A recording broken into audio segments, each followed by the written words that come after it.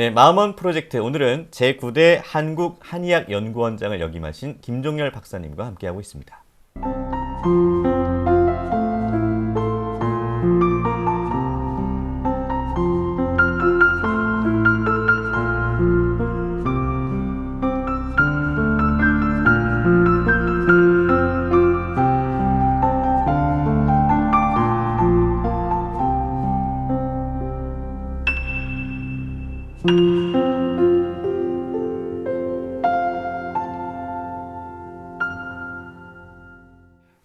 한국한의학연구원 거기서 원장으로 이제 제 기억으로는 2018년부터 네, 지내셨다고 하셨는데 우선 한국한의학연구원이 어떤 곳인지 간략하게 좀 설명을 해주시면.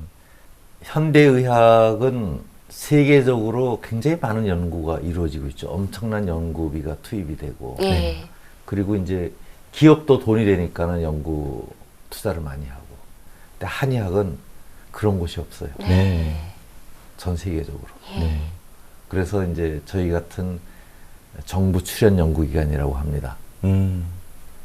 한의학 연구만 전문적으로 하는 기관이 생긴 것이고 당연히 목표는 한의학이 좀 더 확실한 치료 근거, 확실히 치료된다는 근거를 보여줘야 되고 또 좀 더 좋은 치료법을 개발을 해야 되고 한약도 좀 더 효과 있게 발전시켜야 되고 이런 데 필요한 과학적 연구들을 하고요. 저희 직원이 한 400명 되는데 그 중에 한의사는 한 10%를 조금 넘고요. 나머지는 뭐 각종 의료인이 다 있습니다. 의사, 수의사, 치과의사 빼고 다 있어요. 간호사, 임상병리사 다 있고요. 그렇구나. 그리고 과학 쪽으로도 생물학, 화학 이런 것뿐 아니고 뭐 공학 쪽에 컴퓨터공학, 전자공학, 기계공학, 저같이 토목공학도 있고 그래요?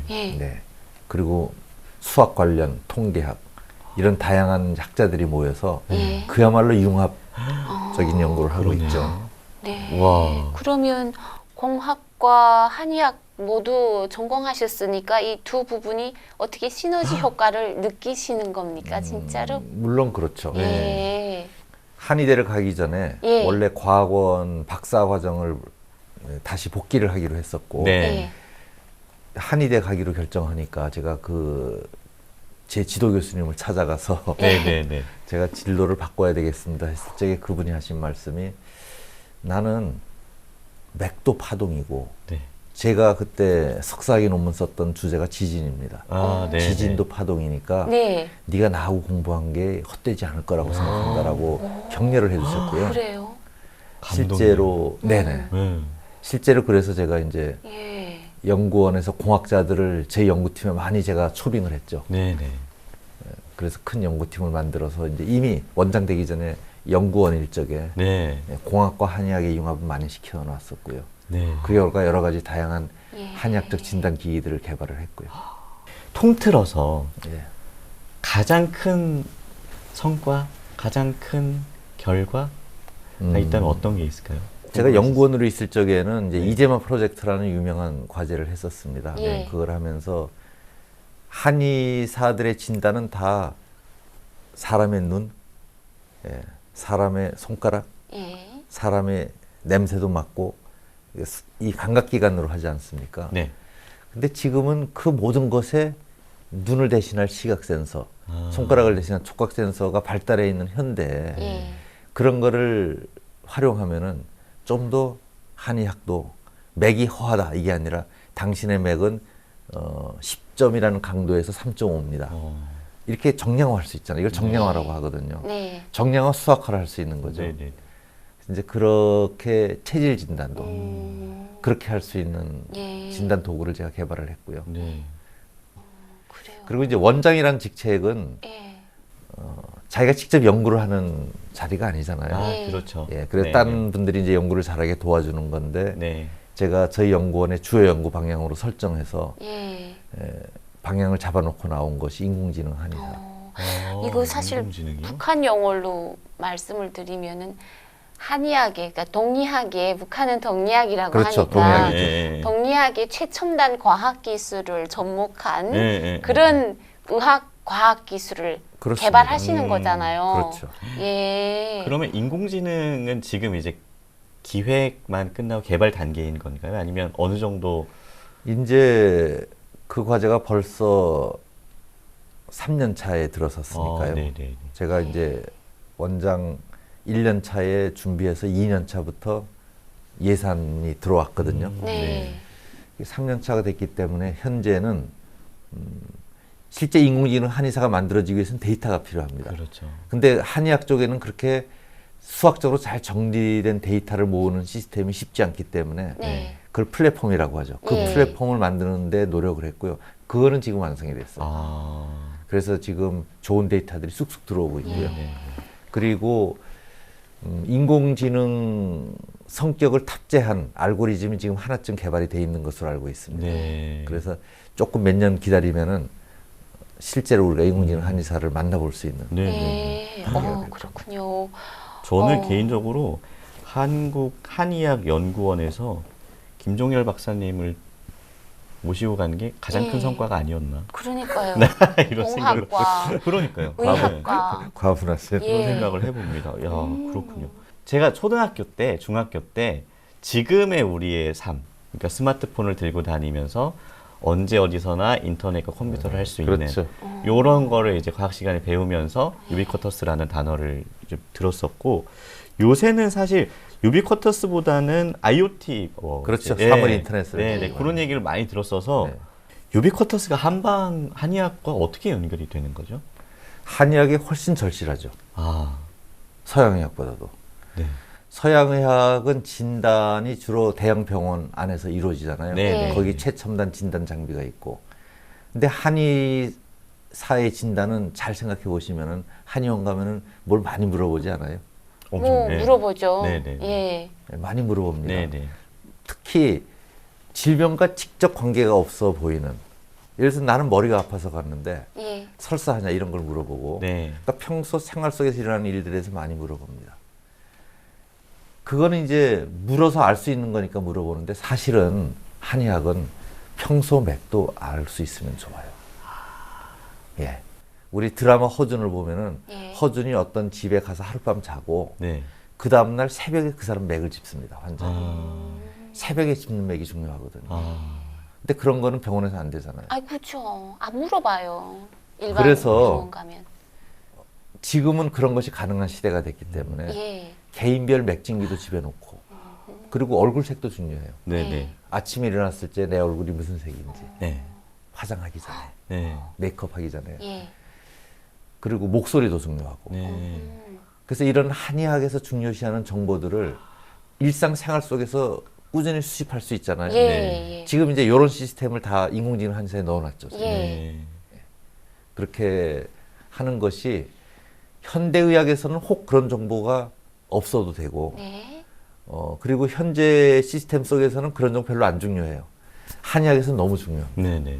그래서 유비쿼터스 많이 유행했던 한 1, 20년 전부터 우리 네. 한의학에서는 그걸 도입하려고 많이 노력을 했고요. 지금은 상당 수준 발전, 아. 연구 면에서는 발전이 돼 있습니다. 네. 그러니까 우리가 한의원을 찾아갔을 때 한의사 선생님께서 우리한테 좀 많은 걸 물어봤던 게 사실은 많은 게 아니었네요. 더 많은 부분을 물어봐야 그렇습니다. 되는데 제한돼 있으니까, 제한돼 있으니까 그거를 개인의 네. 일상생활에 축적된 그렇습니다. 데이터를 가지고 그래서 한의학연구원에서는 예. 앱을 만들었어요. 네네네. 그래서 자기 생활 속에서 네. 평소 문제 없는 거는 스킵하고 네. 평소 집중적으로 예를 들어서 아까 대변이나 소변이나 네, 네, 네. 어떤 분은 또 땀이 될 수도 있고 네. 소화가 될 수도 있고 이런 문제에 대해서만 자기가 일기장 쓰듯이 정보를 입력해 놓으면은 나중에 그걸 들고 네. 개인정보니까 키를 네. 키가 되는 비밀번호를 네. 자기 주치의에게 건네주면은 한의사가 그거를 히스토리를 쭉 보고 진단 치료를 할 수 있게. 그러면 예를 들어서 그 이런 거네요, 박사님.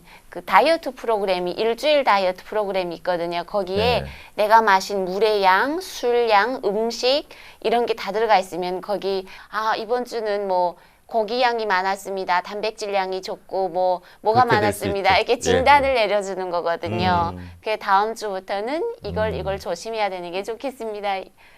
비슷한 개념입니다. 예. 네. 살짝 그렇게 가는 거죠.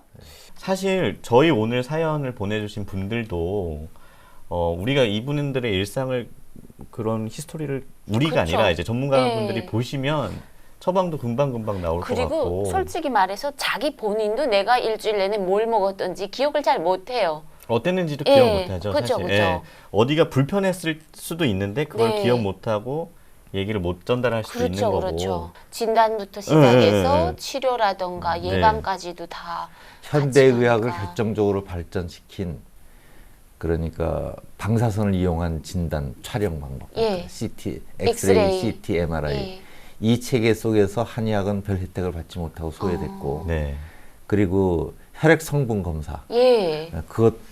그걸 통해서 많은 질병을 진단하는데 네. 그러한 혜택도 한의학은 받지 못했습니다. 그렇죠. 그런데 이제 아주 발전한 IT가 발전한 시대를 살고 있잖아요. 예. 이 IT의 혜택은 한의학이 많이 볼 것 같아요. 네. 왜냐하면 생활 속의 의학이니까. 한의학은 훨씬 더 생활 속의 의학이고 병이 나기 전에 예방하는 솔루션들이 많이 발달해 있는. 예. 현대의학은 사실은 질병 진단되기 전에는 예방할 방법이 딱히 없잖아요. 네. 예방주사 말고는 없잖아요. 예. 예방주사 말고는 예방의학 분야에 예. 특별한 방법이 없거든요. 그런데 한의학은 우리가 흔히 얘기하는 보약이라는 그것도 예방적 치료인 거고 예. 네.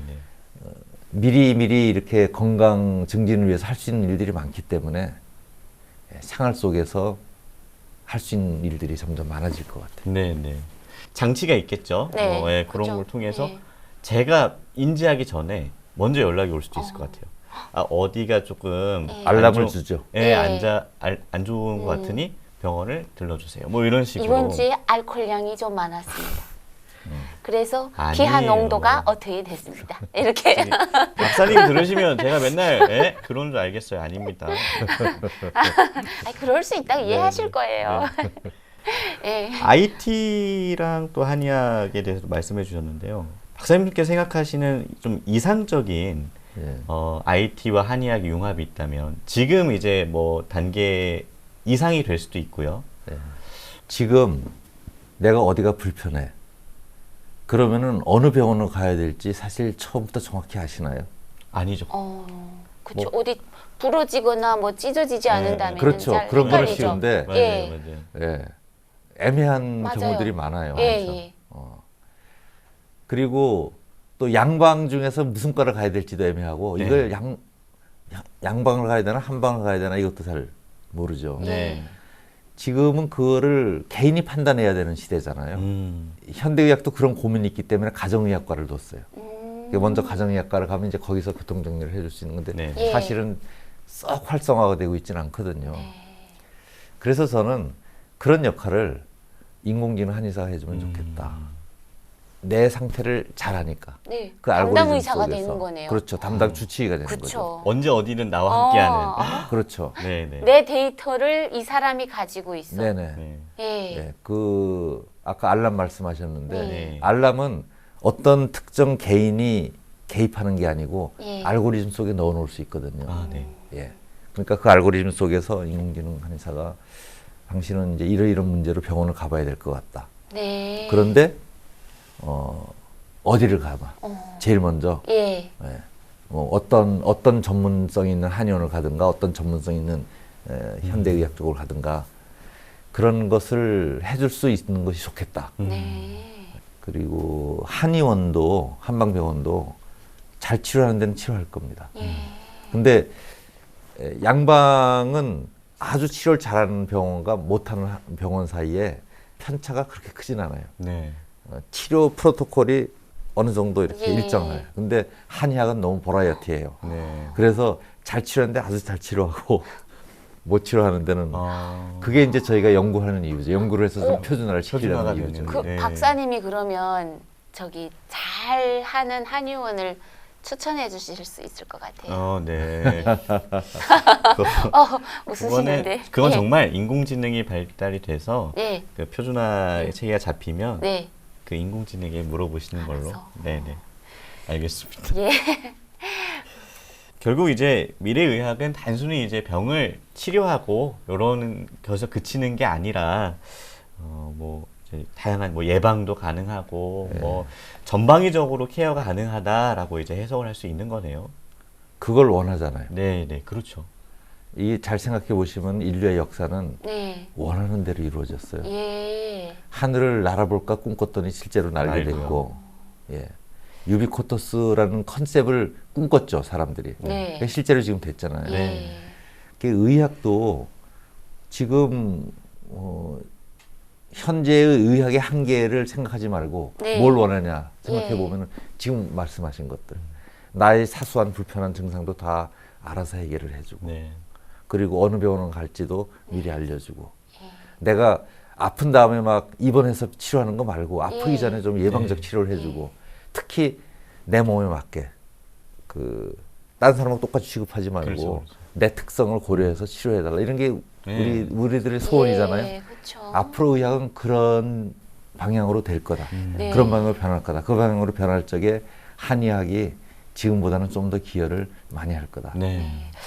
그리고 또 저기 이런 다양한 분야에서 사회적 소외계층들을 위한 그런 혜택이나 방법들, 대안들도 많이 나오고 있는데, 제 주변에는 사실 조금 어려우신 분들이 더 많이 사시거든요. 이분들은 제일 진료비도 최소한 적게 받는 병원을 탐색해서 가시거든요. 잘하는 병원을 가기보다 진료비가 적게 나오는 거, 하다못해 의료급여 일종의 혜택을 받으시더라도 그 혜택 범위 안에서만 그 의료 혜택도 보시려 하거든요. 이런 분들을 위한 그런 필요한 대책 같은 것도 어떤 것들이 있다고 보시는지 궁금하거든요. 일단 우리나라의 의료 제도는요, 네, 전 세계가 부러워하는 제도입니다. 그렇죠. 예. 예. 뭐 그럼에도 불구하고 불만이 있긴 하지만은 예. 그래도 이 정도 의료보험 체제라면은 상대적으로 매우 질 높은 의사, 네, 그리고 질 높은 진료를 상대적으로 적은 비용으로 예. 커버하고 있는 것인데, 이제 그럼에도 불구하고 지금 말씀하신 것처럼 그 소외계층은 어려움이 있죠. 예. 그래서 이제는 이것을 해결할 수 있는 방법은 IT를 이용해서, 예. IT 기술을 이용해서 의료 자원의 배분과 활용을 더 효율적으로 만드는 겁니다. 그거라고 생각합니다. 예. 네. 그래서 저는 이제 자꾸 IT하고의 결합을 추구하는 것이고, 예. 그리고 그러기 위해서는 사실 이제 의료 데이터를 네. 연구해서 활용할 수 있어야 되는데, 이제 그게 이제 인권 문제로 예. 좀 어려움은 있고, 그러나 그런 목적에 아주 국한해가지고 저는 오픈할 필요가 있고, 그리고 때로는 개인정보에 대해서는 개인이 항상 자기가 비밀번호를 쥐고 있다가 네. 필요할 때. 자기가 필요할 때 의사에게 건네주는, 예, 예. 일시적으로 네. 그런 방식이 필요할 것이다. 네. 그리고 이제 아주 치료를 잘하는 사람의 혜택을 일부 귀족들만 받을 게 아니고 예. 네. 누구나 쉽게 받으려고 하면은 그 사람하고 컨택할 수 있는 방법이 병원에 직접 진료 말고 예. 원격으로도 그 사람을 만날 수 있으면 좋을 것이다. 네. 그렇죠. 그래서 저는 원격 진료에 대해서 찬성론자입니다. 어. 의료계에서 지금 돌 맞고 있을 텐데, 예. 그러나 일반 시민들은 원하는 것이기 때문에 그렇죠. 예, 결국은 그렇게 될 것이다 이렇게 예. 생각합니다. 제가 원장 임기 마지막 해 하나 해놓고 나온 것이 이제 예. 한의학 미래의학 2050입니다. 네. 그러니까 2050년에 예. 미래의학을 상상해보고 네. 네. 그 속에서 한의학은 어떤 모습으로 있을지. 네네. 이제 저희들이 상상한 것은 네. 그때 우리가 진단 기기는요, 예. 지역별로 있으면 돼요. 네.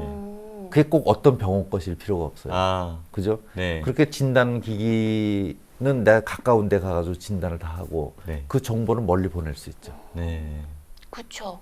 보다 예. 식견이 깊은 예. 명의에게 보내가지고 그 다음에 그 견해를 들어가지고 실제 치료도 대전에서 서울까지 갈 필요 없어요. 네, 네, 네. 그죠? 네. 그런 시대가 되지 않을까 그런 생각해 봅니다. 박사님, 뭐 지금 다 뭐 전 세계 사람들이 똑같이 코로나19 때문에 이거 힘든 시간을 뭐 심적으로도 그렇고 또 보내고 있는데 이때 우리가 얻어 걸릴 수 있는 질병을 스스로 잘 이겨낼 수 있는 그런 한의학적 생활 건강법, 예방법 같은 게 있다면 어떤 게 있을까요? 가장 기본적인 거는 아까도 말씀드렸지만 자기 체질에 맞게 잘 먹고 네. 운동 적절하게 잘 하는 것이 기본이 기본적인 거. 되겠고요. 예. 네, 네. 그 다음에 코로나로 인해서 또 더 유행하게 된 말이 요즘 면역력이죠. 네. 굉장히 많은 건강기능식품들 선전할 때 쓰여져서 면역력 많이 나오더라고요. 좀 너무 전문성이 떨어져 보이는데 네. 네. 사실은 면역력 강화를 위해서는 옛날 그 생물학 시간에 배운 그 영양소의 법칙 기억하시나요? 영양소 기둥이 쭉 있어서 예. 그 사람이 가장 부족한 영양소를 채워줘야지만은 물이 많이 담길 수 있죠. 네, 네. 그러니까 자기가 이미 많이 가지고 있는 영양소를 예. 더 먹어봐야 소용없어요. 네, 그렇죠. 네. 가장 부족한 영양소를 예. 먹. 그런 원리가 자기 면역력에 있다. 자기 몸의 기능 중에서 네. 가장 약한 부분을 정확하게 찾아서 보강해줘야 되거든요. 네. 네. 그 차는 어떻게 그건 한의사의 도움을 받아야죠. 도움을 받아서요. 네, 그러한 네, 네. 그 사람 체질의 가장 약한 부분을 찾아주는 쪽으로 예. 특화된 의학이 한의학이니까. 네. 오늘 이렇게 또 여러 말씀 함께 해주시니까 그 소감이랑 함께 또 교무님이기도 하시니까요. 사회적 소외계층들이 우리랑 함께 더 잘 살아갈 수 있는 그런 몸과 마음을 함께 할 수 있는 이런 방법들에 대해서 또 한 말씀 해주시면 참 감사하겠습니다. 세부적인 내용들은 앞에서 말씀을 이미 드렸던 것 같고 네, 네. 이게 원 마음 프로젝트. 프로젝트잖아요. 예. 이 원이 아주 의미가 있습니다. 네. 시들은 깨달은 분의 눈으로 보면은 이 우주 전체는 하나의 생명이에요. 네. 그런 관점에서 쓰신 물리학자가 쓰신 유명한 책도 있어요. 우선 정신적 질환은요 다 네. 그 깨달음에서 소외돼서 생기는 겁니다. 우리가 하나의 생명이라는 거. 네, 네. 그리고 건강한 몸을 회복하는 데 있어서도 그냥 나 혼자 고기 잘 먹고 나 혼자 욕심스럽게 뭐 많이 먹고 해서 건강해지는 것이 아니고 네. 이 지구 환경을 지키는 방식의 식생활을 할 적에 네. 우리가 진실로 건강해지는 거죠. 네. 그래서 내가 먹고 난 것이 어디로 가는지 또는 내가 먹기 위해서 어떤 희생이 치러져야 되는지 저는 그런 거에 대해서 우리가 성성하게 각성하면서 우리가 우주 생명이 하나다. 정신적으로도 하나고 사실은 물질적으로도 하나다. 이런 자세로 다가갈 적에 우리 소외계층도 하나잖아요. 그러면. 네. 예. 그럴 적에 우리 개인이나 모든 구성원들이 건강한 심신을 얻어갈 거라고 생각합니다.